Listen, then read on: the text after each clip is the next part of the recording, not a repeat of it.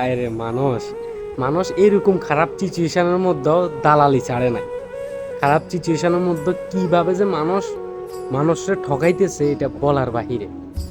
অধিক এলাকার মধ্যে, অধিক জেলার মধ্যে পানি পানির চাপ বাড়ছে আমাদের প্রাণপ্রিয় নোয়াখালীতে, আমার নোয়াখালীতে।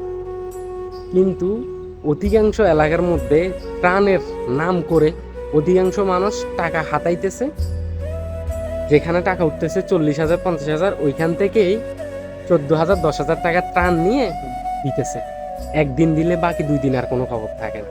বিশেষ করে কিছু কিছু ছোট গ্রামের দিকে তো কেউ নজরে দেয় না, কিছু এলাকাতে কেউ দেখেও দেখে না। এটা হচ্ছে আমাদের মানবতার ফেরিওয়ালা। ওরা বেলা আবার মানবতার ফেরিওয়ালা, তারা দিবে একটুখানি, দেখাবে অনেকগুলা। এটা হচ্ছে আমাদের মানবতার ফেরিওয়ালা।